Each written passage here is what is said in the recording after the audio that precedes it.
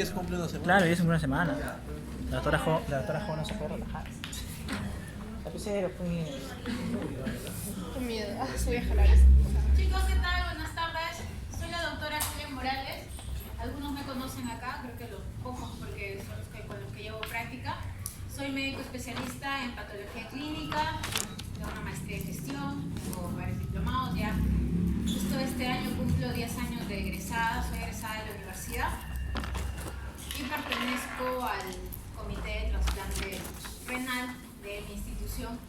Así que me han otorgado el honor de poderles dar la cátedra de fisiología renal, por lo menos un par de esas clasecitas, ¿no? Con las otras dos clases lo van a tener con el doctor Díaz, que yo creo que ya ustedes tuvieron su primera clase. La parte de introducción, la parte de conocer un poco de riñón, ¿verdad? La parte de filtración, asumo que ya lo tienen dominado. Muy bien, entonces, hoy disculpen, he hecho un maratón, he tenido que venir acá, ir al instituto, regresar. Pero bueno, a ver. Me van a ir firmando la lista, no los tengo agregados en intranet, no sé por qué. Los han excluido del intranet, pero Ojalá. para poder tenerlos en cuenta en mi asistencia. Muy bien, entonces vamos a comenzar. Cualquier duda, pregunta, por favor, levanten la mano y estoy para responder. Si no tienen confianza, quizás de hacerlo en público, pueden quedarse después de la clase y me preguntan lo que no se ha entendido, ¿ya? Muy bien, chicos, vamos a comenzar entonces. Listo. Función renal. Nosotros ya, ustedes ya tuvieron su primera clase de renal en donde conocieron la unidad estructural del riñón. ¿Cómo se llama? La nefrona, ¿verdad? Esta nefrona, donde nosotros vamos a ver que vamos a poder tener nefronas de forma que se encuentran en la parte cortical y en la parte medular del riñón. De 1 millón de nefronas aproximadamente por cada riñoncito. Entonces, nosotros vamos a ver que esta nefrona va a tener partes, ¿ya? Van a comenzar a partir del corpúsculo de Malpighi, que está compuesto por el glomérulo y la cápsula de Bowman, ¿verdad? Luego va a seguir una serie de tubos, ¿verdad? Unos tubos que nosotros vamos a verlo acá, que van a llevar nombres dependiendo del epitelio que tenga y dependiendo de la función. Vamos a ver tubos que se llaman tubo contorneado proximal, ¿ya? Y vamos a ver un tubo, ¿verdad? Porque es contorneado, por eso se llama un tubo contorneado proximal. Pero vamos a ver una parte de ese túbulo, que es recto, pero es una parte del tubo que se llama tubo recto proximal. Algunos libros no lo toman en cuenta, algunos libros sí lo tienen en cuenta. Por eso es que lo van a dividir entre contorneado proximal, donde se va a llevar la mayor absorción de solutos, y una tubo recto proximal, donde vamos a ver que lo que mayor se va a absorber es cloro. Ya ahorita lo vamos a ver. Luego vamos a irnos con la velaza de gel. Una velaza delgada de gel de una descendente y otra gruesa ascendente, pero vamos a tener también una delgada que va a ser ascendente. Un corto segmento de velaza de gel delgada también va a ser ascendente. Luego vamos a irnos con el tubo contorneado distal, que también se va a dividir en su primera región y segunda región. Y luego vamos a ir con la parte del tubo colector. Y vamos a ver, miren, lo importante que es reconocer el tubo colector, que se encuentra en la corteza, ¿verdad?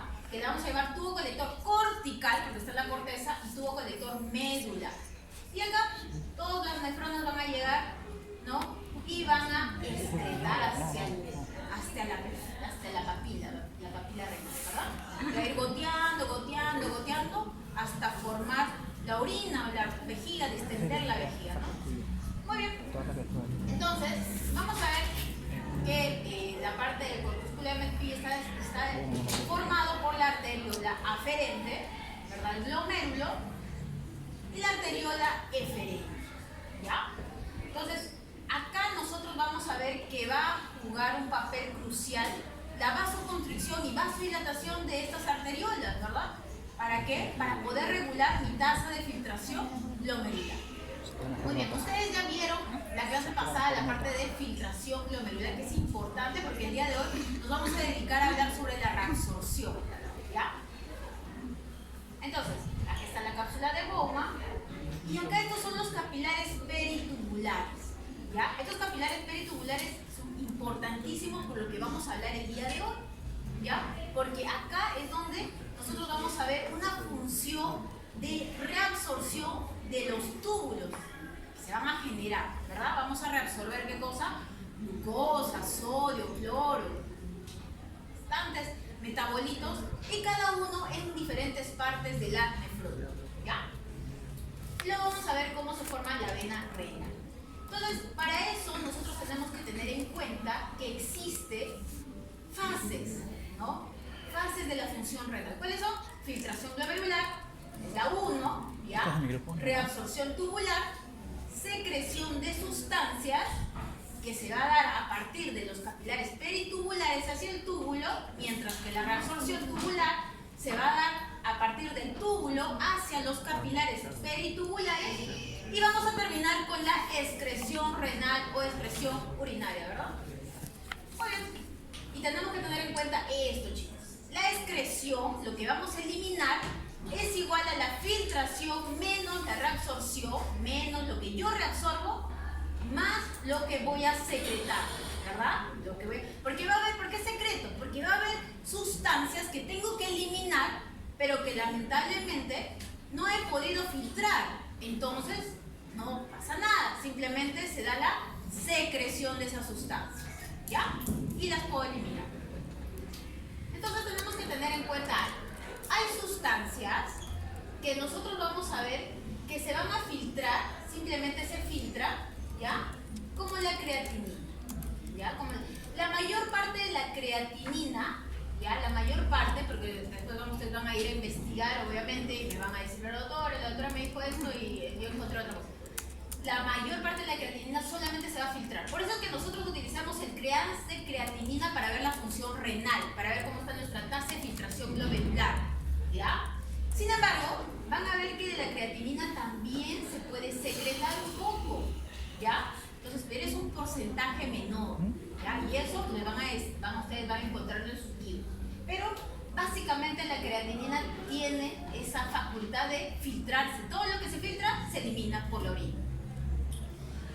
Lo otro va a ser que va a haber sustancias que se van a filtrar y que se van a reabsorber, pero parcialmente, miren, parcialmente. Y va a haber otras y otra parte de esa sustancia se va a eliminar por la orina.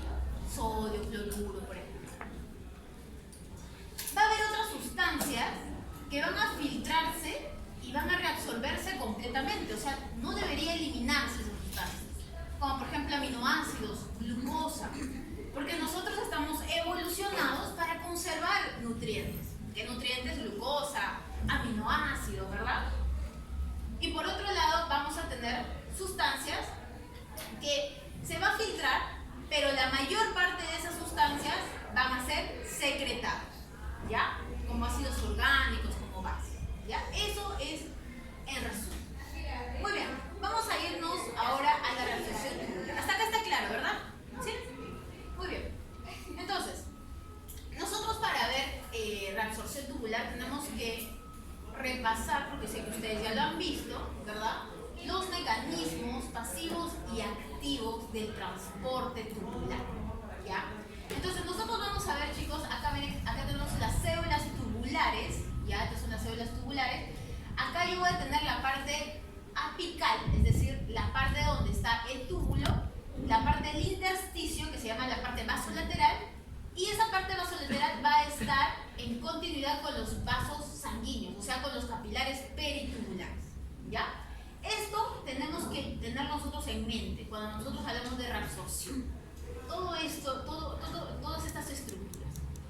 Entonces, ¿qué sucede? Va a haber formas de que yo transporte o que yo reabsorba metabolitos a partir de mi luz tubular o de mi lumen tubular hacia los capilares peritubulares.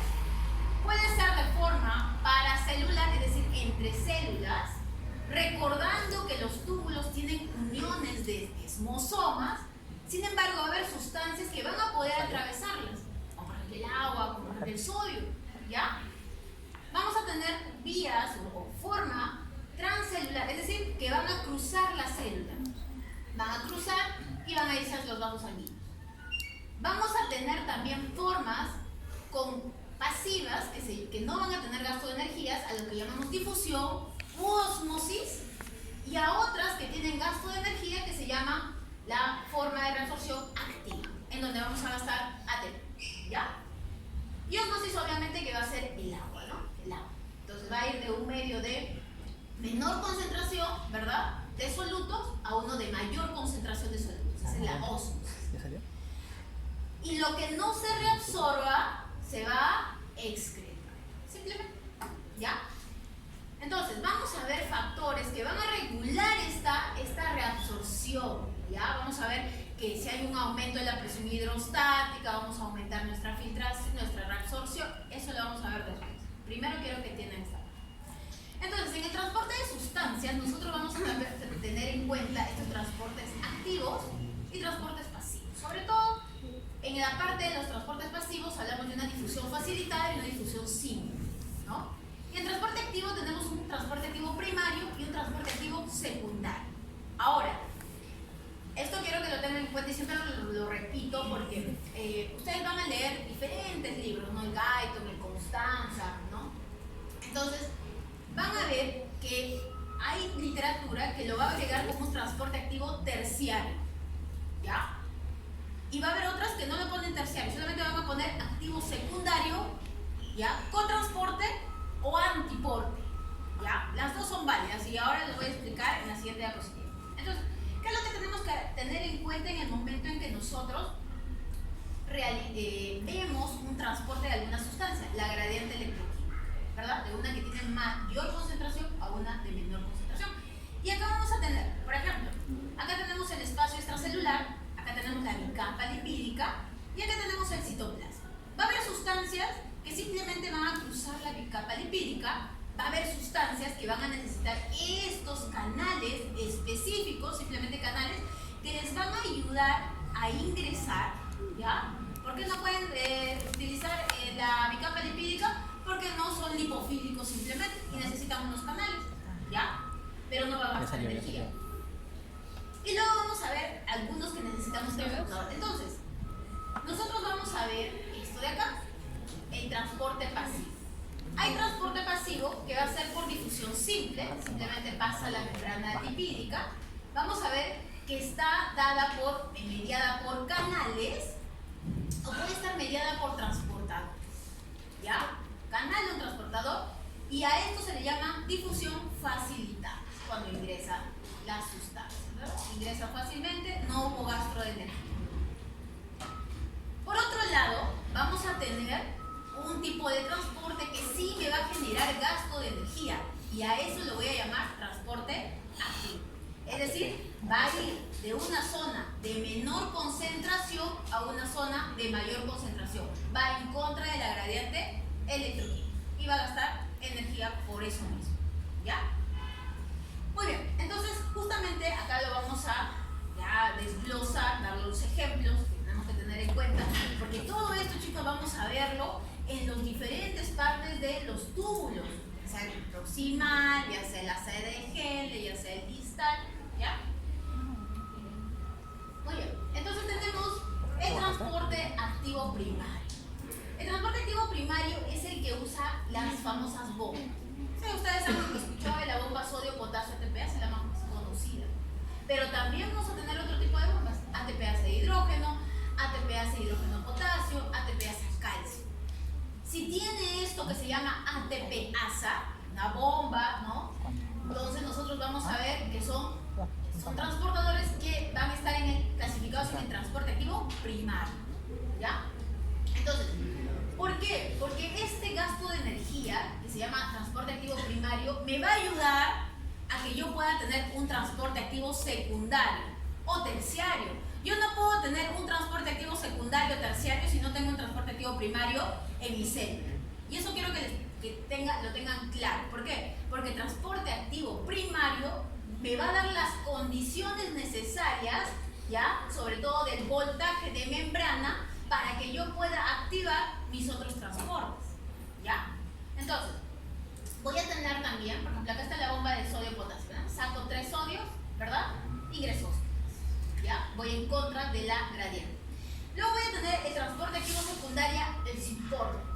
Los que otros libros solamente lo conocen como transporte activo secundario, simplemente, nada más, no simporte o cotransporte, ¿ya?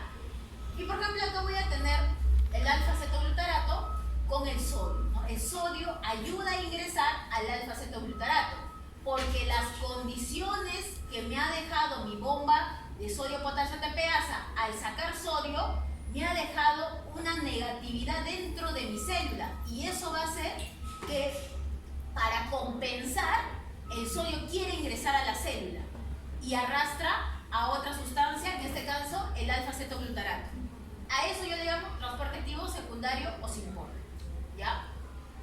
Por otro lado voy a tener el transporte activo terciario, que va a ser en contra de la gradiente de concentración. Por ejemplo acá, si yo quiero sacar alfa-cetoglutarato, puedo ingresar oxalacetato, pero los dos en un sentido contrario, ¿ya? Muy bien, entonces, nosotros para tener un transporte activo primario siempre vamos a necesitar ATP. Hay hidrólisis de ATP que realiza la ATPasa, la enzima ATPasa unida a la membrana, por eso va a generar energía para el transporte, como lo podemos ver acá. Ustedes lo pueden visualizar, ¿verdad? Acá tengo mis células tubulares, acá tengo una bomba de sodio-potasio ATPasa, ¿verdad? Acá también tengo otra bomba de sodio-potasio ATPasa, y eso me va a ayudar a generar las condiciones para yo poder ingresar otro tipo de sustancias en otro tipo de transporte secundario, ¿ya?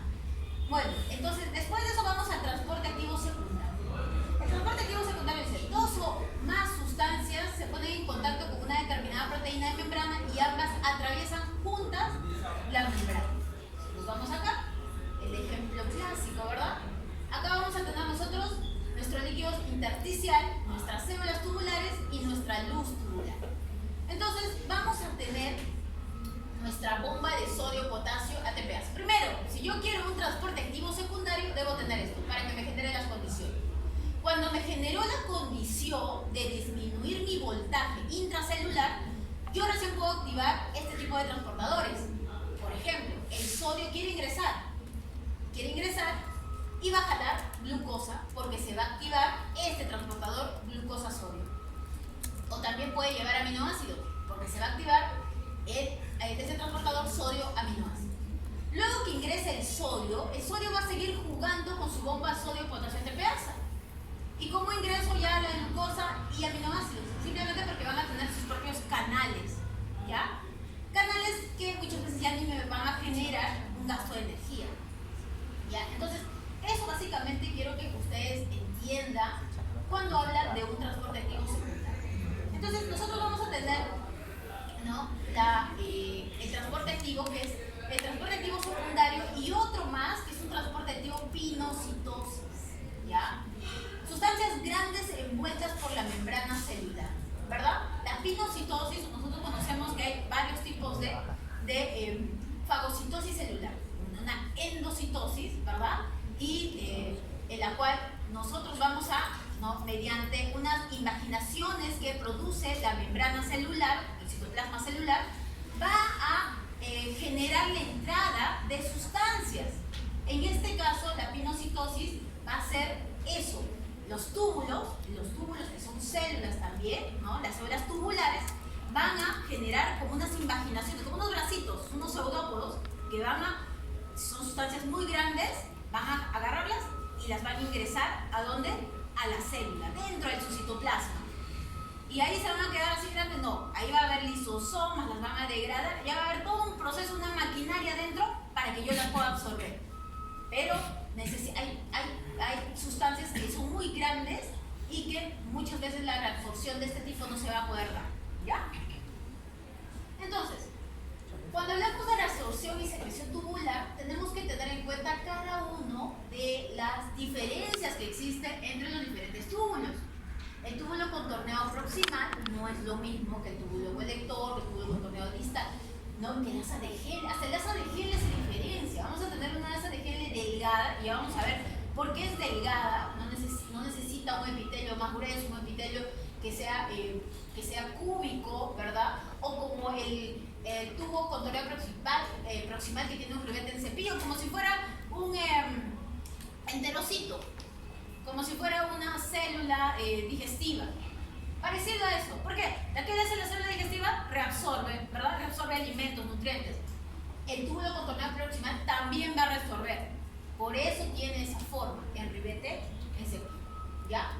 Entonces vamos a ver acá, túbulo contorneado proximal, el túbulo colector, el contorneado distal, de esa forma, ¿verdad? El asa ascendente de Henle, la parte gruesa, y la asa descendente de Henle. Entonces acá lo vamos a ver mucho mejor, ¿verdad? Las partes, el espacio de Bowman, ¿verdad? Aquí está el glomérulo, acá es lo que se va a filtrar. Va a venir las sustancias, ¿verdad? Van a venir las sustancias por el tubo contorneado proximal, mire, y acá lo describe, ¿no? Tubo proximal recto, ¿verdad? Entonces, este contorneado, ¿por qué solamente describen al inicio, siempre autora el inicio de del túbulo proximal? Porque acá es donde se va a dar la mayor cantidad de reabsorción. Por eso la mayoría de literatura solamente lo pone como si fuera el contorneado proximal. Pero tenemos que tener en cuenta que también hay una parte recta de este tubo. Luego tenemos el asa de Henle, el asa de Henle delgada, el asa de Henle gruesa. ¿Ya? Y cuando yo ya comienzo a formar mi túbulo contorneado distal, ¿qué ocurre acá? Un cambio celular. Este cambio celular del epitelio de mis túbulos, de mi túbulo contorneado distal, cambia la forma de sus células. Y también va a cambiar la forma del endotelio, por si acaso de acá de mi arteriola, de mi arteriola aferente.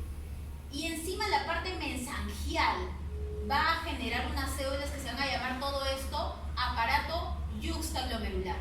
¿Y cómo se llamó este cambio celular? Mácula densa. ¿Por qué es importante esto de acá? Porque acá vamos a tener receptores, quimiorreceptores que me van a detectar una disminución de la presión arterial, una disminución de la bulimia, una disminución del sodio, hiponatremia. Eso me van a detectar, pero es importante. Y ahí es donde va a regular, pues no, ahí va, ya, ¿qué tengo que hacer? La anterior diferente, tengo que hacer vasoconstricción para que no se filtre tanto, para no orinar mucho. Por eso está acá. ¿Ya? Luego sigue el túbulo contorneado distal, que vamos a tener una parte inicial, ¿ya? Y una parte final, y luego venimos con el túbulo colector. Chicos, acuérdense siempre, hay corteza y médula, pero van a tener funciones distintas, ¿ya? Muy bien, comenzamos con el túbulo proximal. Disculpen, ¿hasta qué hora tenemos? Hasta las 5. Hasta las 5 y 10.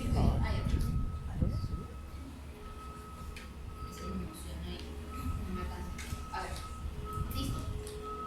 Túbulo proximal. Entonces, en el túbulo proximal, nosotros vamos a ver que existe la reabsorción de diferentes sustancias, ¿no? Y la excreción de otras. ¿Quiénes se van a reabsorber? El sodio, el potasio, la glucosa, el agua, el cloro, los aminoácidos, el bicarbonato. Esto se reabsorbe, ¿ya? ¿Más o menos cuánto? De 65 a 75%. ¿Y quiénes se van a excretar? Se van a excretar protones, iones de hidrógeno, ácidos orgánicos, bases, pueden excretar y los voy a eliminar por la orina. Entonces, nosotros vamos a ver que existe, ¿no? Existe una reabsorción masiva de metabolitos, por ejemplo, 65%, sodio, cloro, bicarbonato, potasio, filtrado y casi toda la glucosa y los aminoácidos. Si tenemos una alimentación saludable, balanceada, toda la glucosa tiene que reabsorberse por nuestro túbulo contorneado proximal. No podemos eliminar glucosa. Todo se debería reabsorber, simplemente. Pero si una persona está haciendo resistencia a la insulina, una persona está ya en diabetes mellitus, no se va a reabsorber. Y ahora lo vamos a ver con el transporte máximo. Porque tenemos que tener transportadores de glucosa. Esos transportadores como que se saturan. Mucha glucosa, no, yo no puedo. Toda la glucosa se elimina. ¿En dónde pasa eso? En diabético. ¿Ya? Muy bien. Entonces, nosotros vamos a ver que también se van a excretar, ¿ya? Vamos a ver que se excretan. Por ejemplo, ácidos orgánicos, bases, iones de hidrógeno, y vamos a poder eliminar hacia la luz tubular, ¿ya? Entonces, nosotros en el momento en que se comienza a filtrar, ¿no? Comienzan a filtrarse, cuando pasa, ¿verdad?, a la parte del proximal, del túbulo proximal,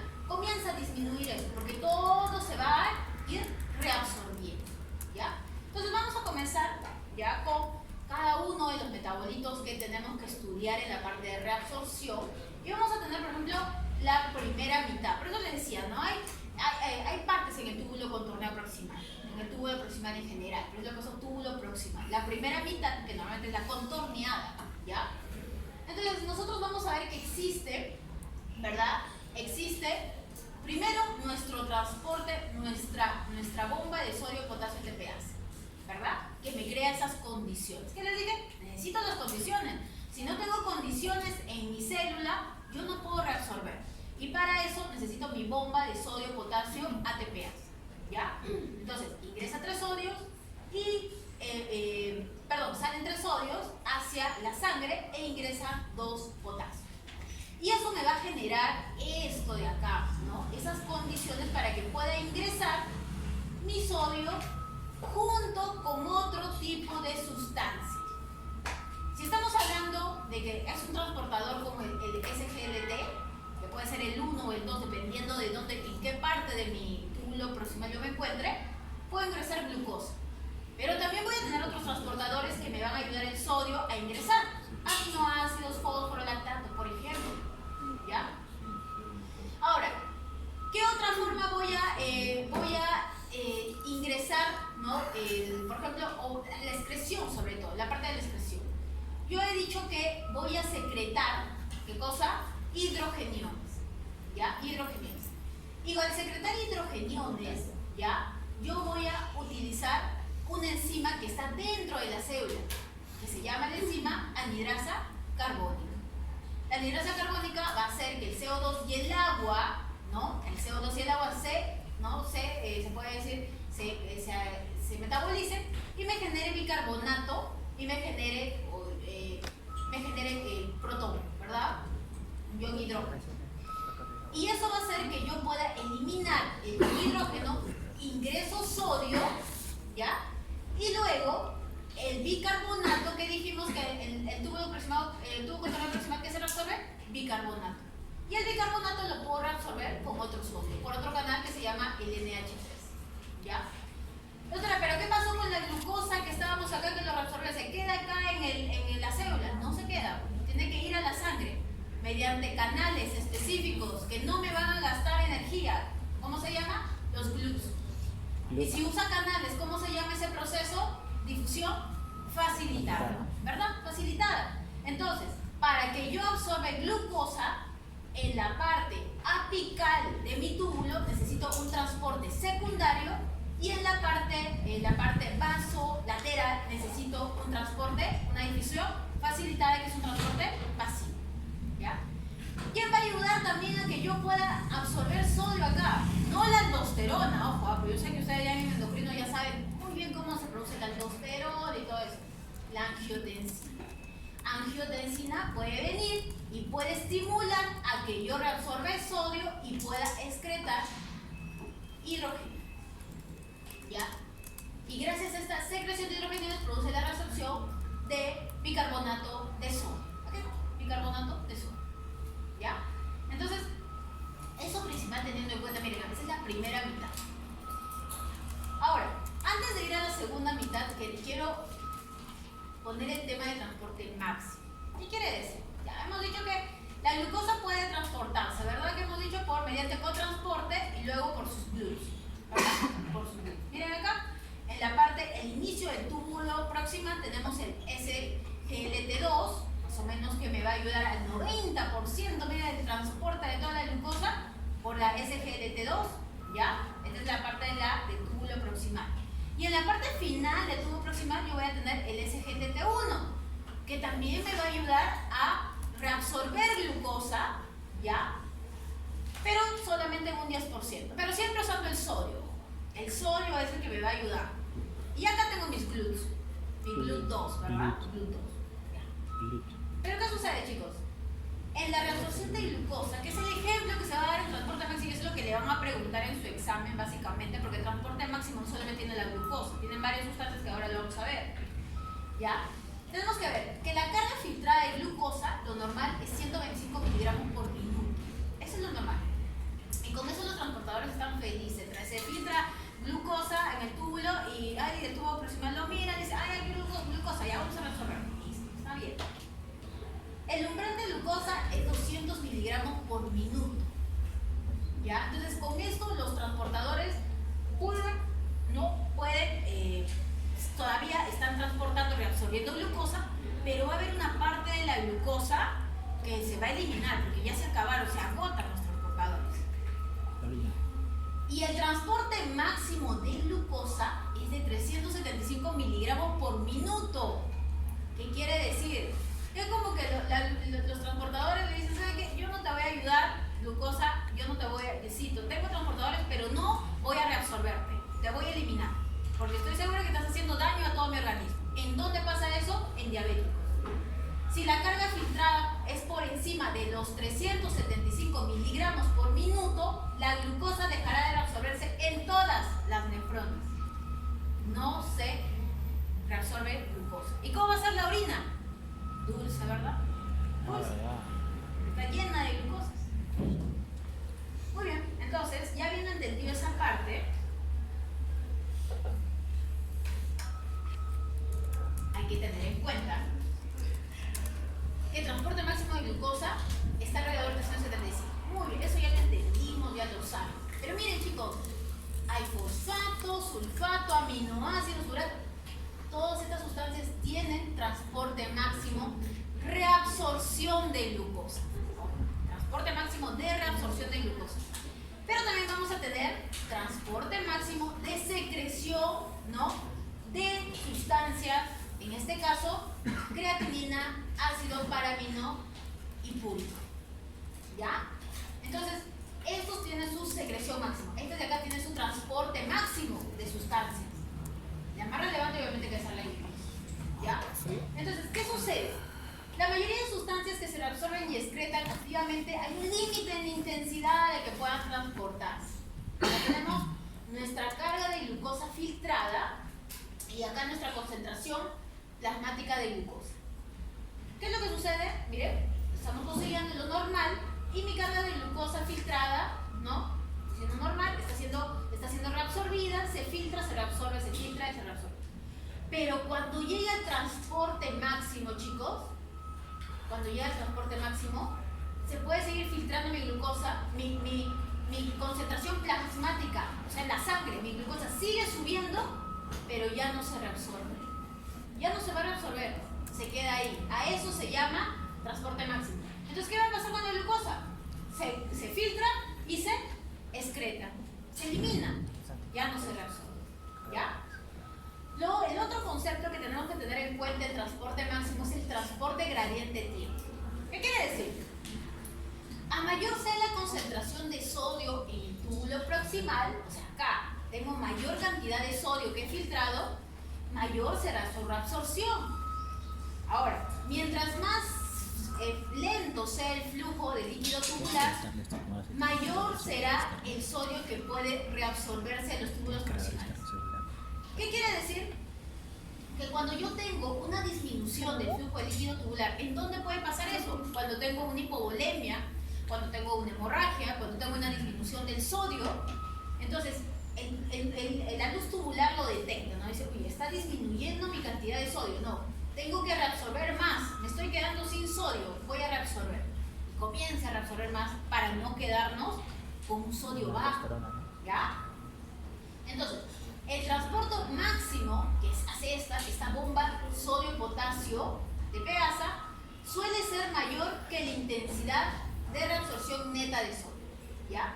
Entonces, lo que va a ocurrir es que el sodio puede viajar por gradiente de concentración, puede ir desde el fluido intersticial, ¿verdad? Desde la parte intersticial hacia la luz, pero esta bomba va a ser mucho mayor y me va a reabsorber mayor cantidad de sodio de lo que yo puedo, ¿no?, de lo que se puede secretar a partir de la gradiente de concentración. Eso se llama transporte gradiente. Entonces, el transporte máximo, chicos, seguimos en el túbulo proximal, ojo, no he cambiado hasta ahorita, no me voy ni siquiera a la segunda parte del túbulo proximal. Es selectiva y cuantitativamente importante. ¿Qué quiere decir? Los cambios de la reabsorción tubular y en la filtración glomerular están muy bien coordinadas, de modo que no se produzcan fluctuaciones importantes en la excreción de glucosa, de urinaria, perdón.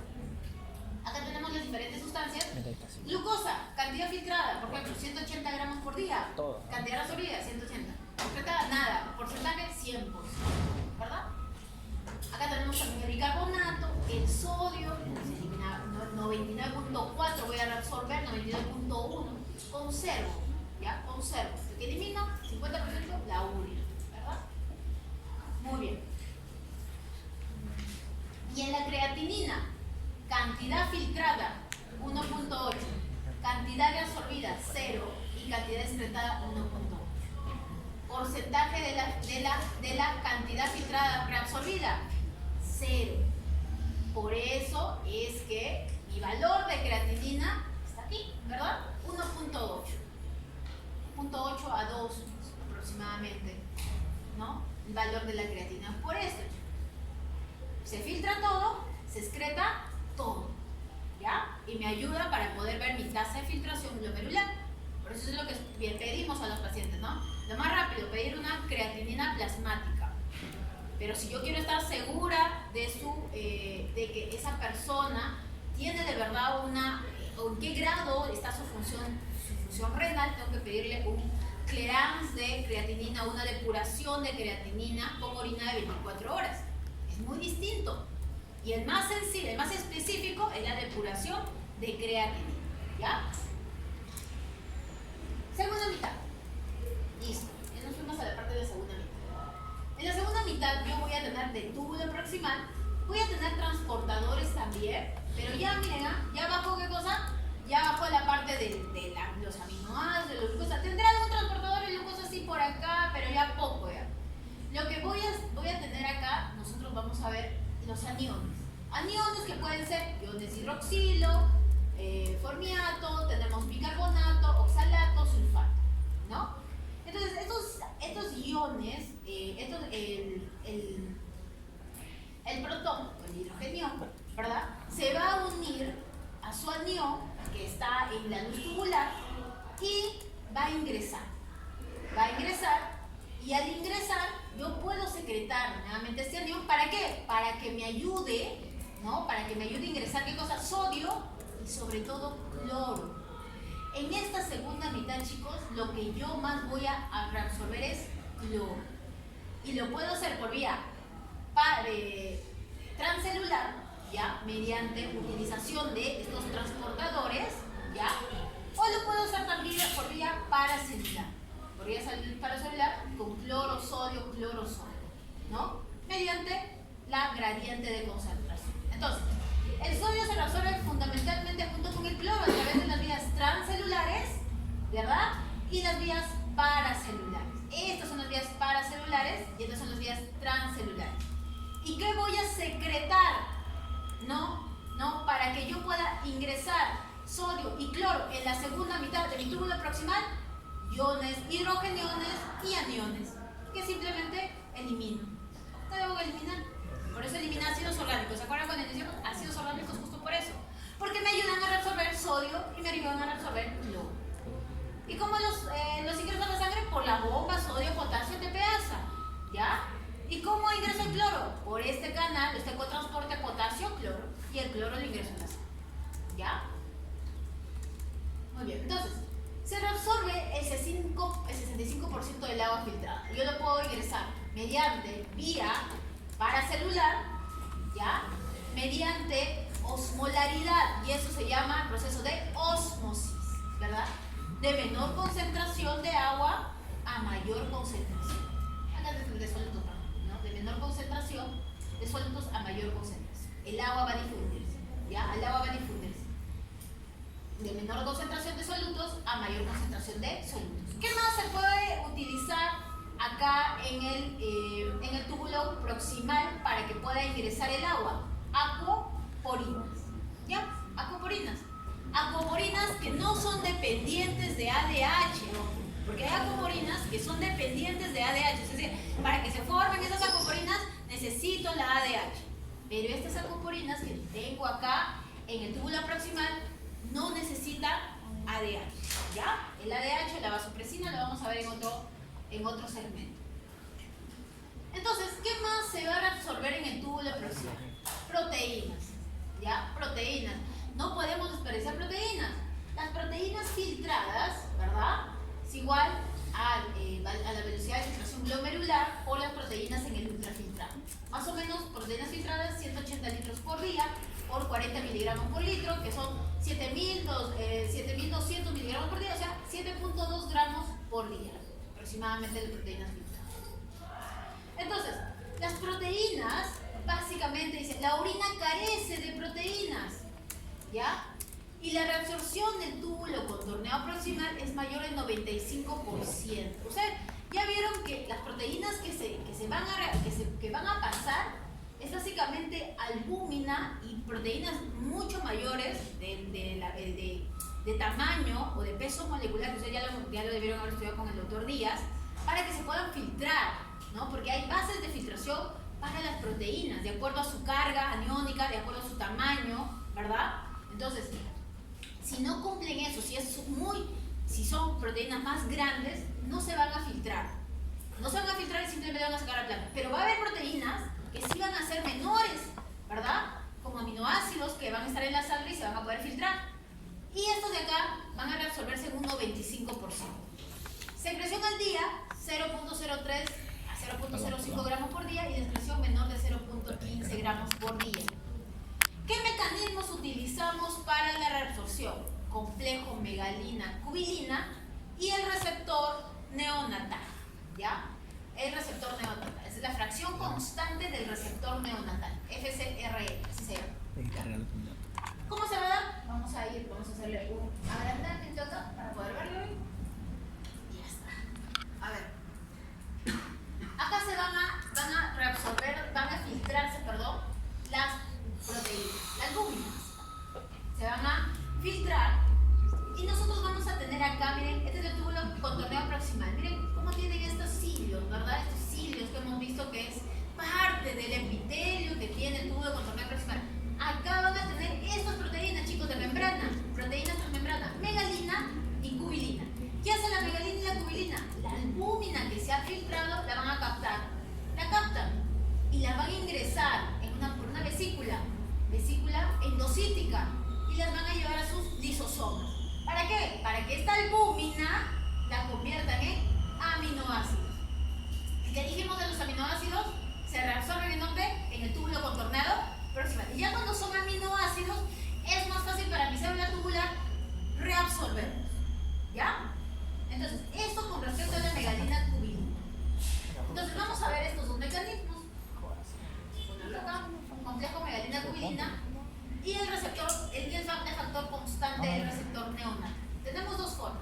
Acá, este es el túbulo, ¿verdad? Este es el lumen del túbulo proximal, y esta es la parte de la sangre, ¿ya?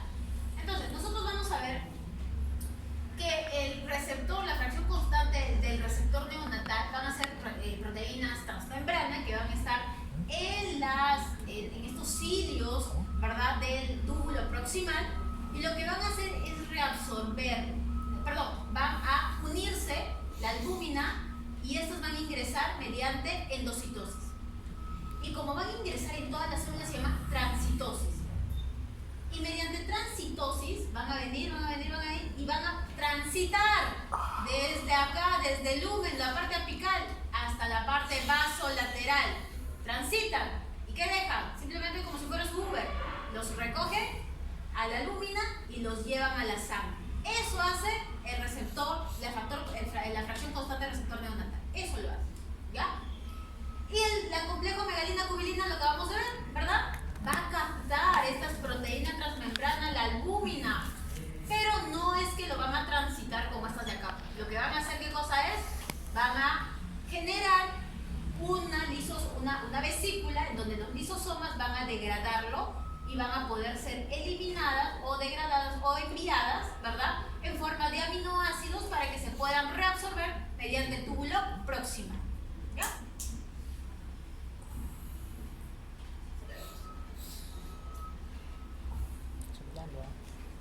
Túbulo proximal, seguimos, chicos, seguimos, ustedes pueden. Siguiendo el examen, van a estar cansados, pero ya. Túbulo proximal, creo que es la parte de secreción. Algunos aniones orgánicos secretados por el túbulo proximal. ¿Cómo que? Por ejemplo, aniones endógenos, lo que nosotros producimos, pero lo podemos secretar. AMP cíclico, sales auxiliares, pipuratos, ¿no? Oxalatos, uratos, vitaminas, fármacos, acetosalamina, clorotiazida, todo esto lo secretamos por vía renal. ¿Por qué es importante conocer qué fármacos se pueden secretar por vía renal? Porque en el momento en que ustedes estén en la parte de fármaco, medicina interna, sobre todo medicina interna, y tengan su paciente renal, paciente que tiene enfermedad renal, ustedes tienen que ver, ¿no?, qué dosis, si le van a aumentar, si le van a bajar la dosis, porque no, si no tienen buena función renal, no van a poder secretar como lo haría una persona normal. Entonces, la dosis de una persona que tiene insuficiencia renal no va a ser la misma de una persona que tiene una buena función renal.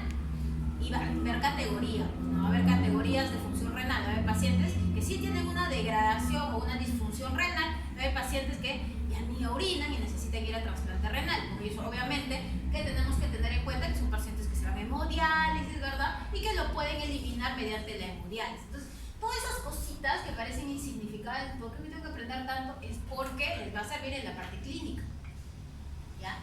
Entonces, vamos a tener nuestra secreción de aniones o de ácidos, ¿verdad? Como el ácido par-aminopipúrico, por ejemplo, que lo vamos a poder eliminar de forma exógena, así que también lo utilizamos para ver función renal, ¿ya?